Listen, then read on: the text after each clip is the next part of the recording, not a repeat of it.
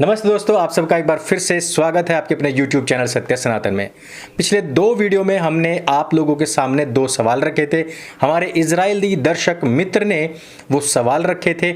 सवाल बहुत ही सीधा सा था कि जब भारत में रहने वाले मुसलमान इजराइल को, जो कि भारत का मित्र देश है, जो कि भारत की इस पेंडेमिक में बहुत ज़्यादा सहायता कर रहा है, पाकिस्तान से बदला लेने के लिए भारत को सिर्फ और सिर्फ इजराइल ने ही सपोर्ट किया था और उसकी पूरी तरीके से साथ में वो खड़ा रहा। जिस समय पर पोखरण हुआ था उस समय पर भी केवल इजराइल ही भारत के साथ में खड़ा रहा था। फिलिस्तीन ने आज तक इस तरीके का कोई सपोर्ट नहीं किया। भारत में हमेशा वो आतंकवादी पाकिस्तान के रास्ते भेजने के लिए हमेशा तत्पर रहा, लेकिन फिर भी भारतीय मुसलमानों का सपोर्ट केवल और केवल फिलिस्तीन के लिए है।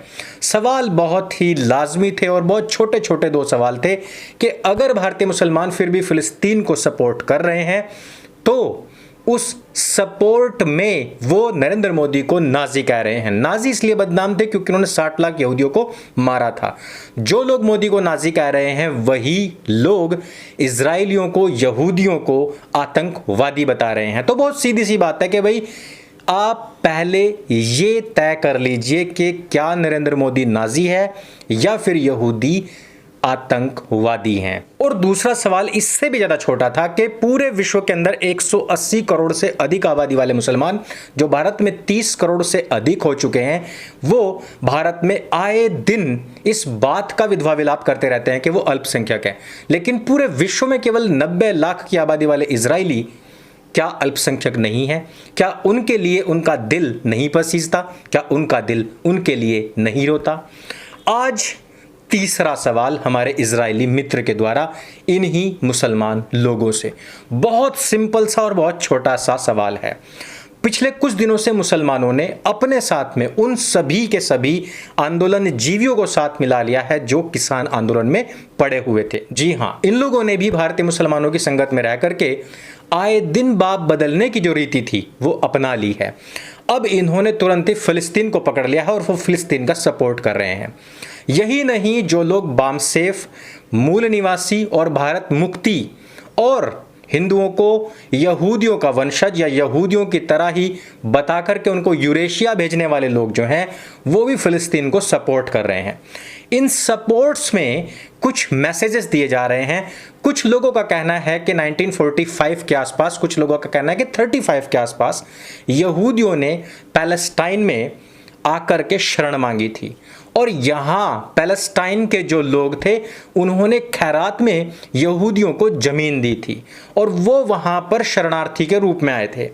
शरणार्थी के रूप में आए हुए लोगों ने आज वहां के जो स्थानीय पैलेस्टाइंस थे उन लोगों को मार करके खदेड़ दिया और जो कि एक छोटा सा एरिया था इजराइल का, उसको बढ़ाते बढ़ाते बढ़ाते बढ़ाते इतना बड़ा कर लिया है कि जो मूल वहां के स्थानीय निवासी थे उन लोगों को बाहर खदेड़ दिया गया या फिर मार दिया गया और छोटे से एरिया में ही संकुचित करके छोड़ दिया गया है।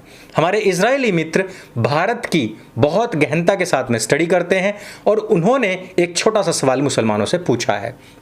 उन्होंने कहा कि जब भारत में CAA NRC कानून बनाया गया उस समय पर भारतीय मुसलमान जिनकी कोई नागरिकता नहीं जाने वाली थी वो अपने बाहर से आकर के भारत में बसने वाले घुसपैठी इस्लामिक लोगों की यहाँ पर नागरिकता दिलाने के लिए सड़कों पर क्यों जमा हो गए थे। जब उन लोगों को पता है कि बाहर से आने वाले जो घुसपैठिए होते हैं या जिनको रहने के लिए कैंप्स बना करके दे दिए गए वो भविष्य में हो सकता है कि आपके ही देश को खा जाएं, ठीक उसी प्रकार जैसे कि हम इजरायली फिलिस्तीन को खा गए। मान लेते हैं एक मिनट के लिए, हालांकि इसके बारे में बहुत डिटेल से मैं आप लोगों को बताने वाला हूं। तो फिर भी भारतीय मुसलमान बाहर से आने वाले म्यांमार और बांग्लादेश से आने वाले घुसपैठियों को सपोर्ट क्यों कर रहे हैं? क्योंकि CAA और NRC में उन्हीं लोगों को बाहर भेजा जाना था जिनके पास में भारतीय नागरिकता नहीं थी। अब आप जरा सोचिए कि दोगलेपन का ये तीसरा सवाल, तीसरा स्टैंडर्ड आ चुका है। मुसलमान अभी तक पिछले दो सवालों का जवाब नहीं दे पाए हैं। ये वही मुसलमान हैं जो अभी तक नाजियों का, हिटलर्स का फोटो अपने घरों में चिपकाते थे। वही मुसलमान थे जो अभी तक कुरान की आयत 5:51 और 5:82 का हवाला देते हुए हिटलर को अपना बाप बताते थे। अब जवाब दें कि जब घुसपैठिए किसी देश के ऊपर इस कदर तक शासन कर सकते हैं तो भारत में घुसकर के घुसपैठ करने वाले लोगों के प्रति भारतीय मुसलमानों के दिल में इतनी सहृदयता, उनके प्रति इतनी उदारता क्यों है, और वो क्यों चाहते हैं कि बाहर से आने वाले इन नरभक्षी लोगों को यहां भारतवर्ष में बसाया जाए। बहुत सीधा सा सवाल है। हालांकि मुसलमान जिस प्रकार से ये नहीं जानते कि उनको क्या बोलना है, क्या ट्वीट करना है, जब सवाल पूछा जाए तो जवाब नहीं दिया जाता।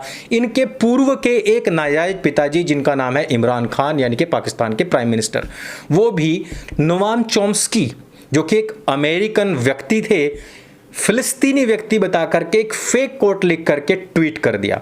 हालांकि ये व्यक्ति 2012 में ही कह चुके हैं कि मैंने ऐसा कहीं भी कुछ भी नहीं कहा है, लेकिन फेक ट्वीट करने में ये लोग सबसे आगे हैं। ठीक उसी प्रकार से जिस प्रकार से इन्होंने इजराइलियों के माइग्रेशन के बारे में इस तरीके के फेक नैरेटिव पैदा करने की कोशिश की है, जबकि अभी तक किसी को नहीं पता है कि प्रथम विश्व युद्ध के बाद में ओटोमन एम्पायर की समाप्ति के बाद यूएन ने स्वयं इजराइल को बसाने के लिए आदेश दिए थे और यूके को इसके ऑर्डर दिए थे। लेकिन फेक न्यूज और फेक नैरेटिव बना करके अपने लोगों के प्रति, लोगों के दिल में दया पैदा करवाना, जबरदस्ती दया पैदा करवाना, आपको इस वीडियो से भी पता लग जाएगा किस प्रकार से फिलिस्तीनी लोग खुद अपने बच्चों का मेकअप करके दिखाने का प्रयास कर रहे हैं कि इजराइलियों ने हमारे देश पर इतना बड़ा हमला कर दिया है कि उसमें छोटे छोटे बच्चे घायल हो जा रहे हैं। दोस्तों, इन लोगों का सबसे बड़ा प्रोपेगेंडा, चाहे वो शाहीन बाग हो और चाहे भारत में होने वाले कितने भी जो भी विद्रोह इनकी तरफ से हुए हैं, सब में ये औरतों और बच्चों को ही आगे रखते हैं।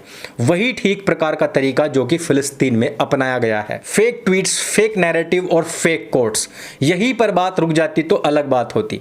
इसके साथ ही साथ उन्होंने हिटलर के ऊपर भी एक फेक कोट बनाया और उसमें लिखा कि हिटलर खुद कहता था कि मैंने 1/3 यहूदियों को मारकर बाकी को इसलिए छोड़ दिया है ताकि दुनिया ये जान सके कि मैंने इन 60 लाख यहूदियों को क्यों मारा।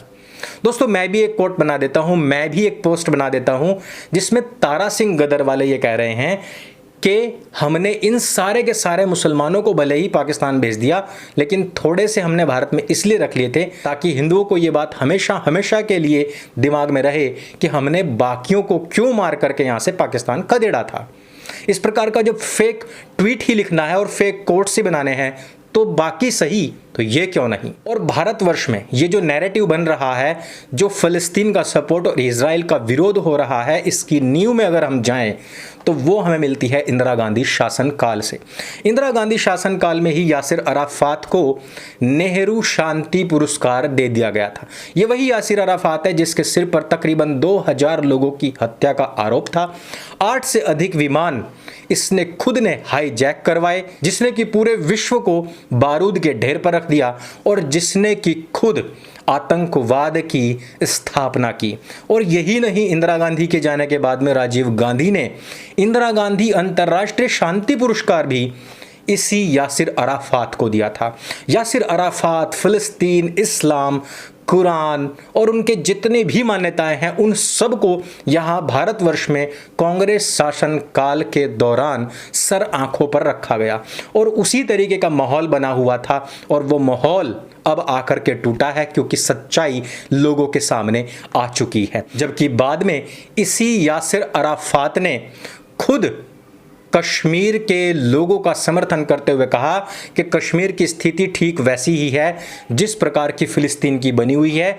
आज भारत कश्मीर पर हमला करके कब्जा करना चाहता है जैसे कि इजराइल फिलिस्तीन पर, इसलिए कश्मीरियों को अलग हो जाना चाहिए और उनको इस्लाम के नाम पर लड़ाई के लिए आगे आना चाहिए।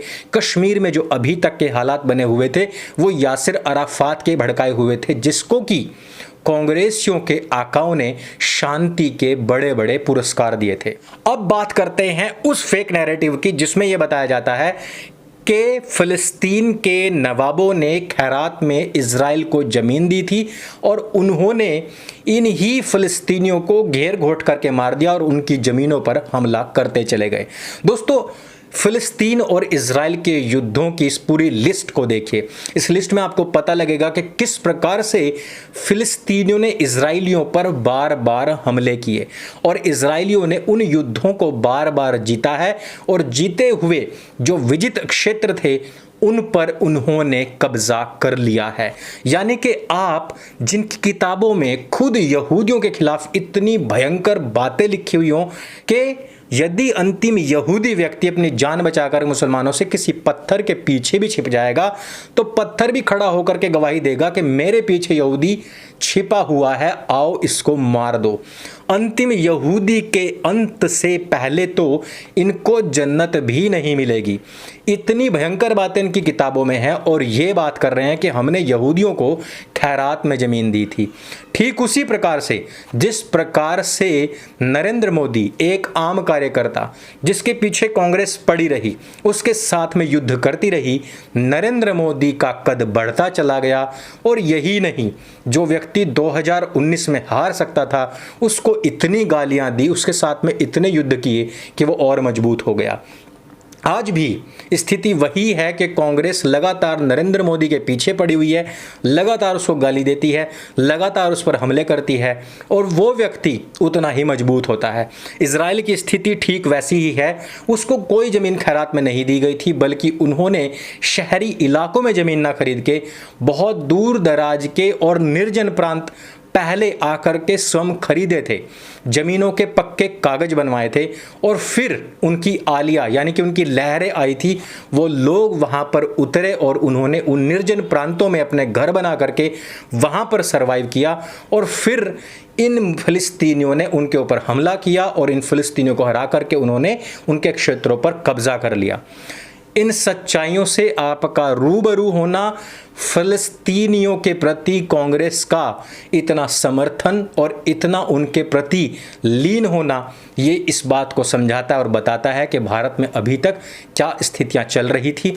इस वजह से इस वीडियो में जितनी भी जानकारियां दी गई हैं, प्रत्येक व्यक्ति तक पहुंचाना ये आपका कर्तव्य बनता है।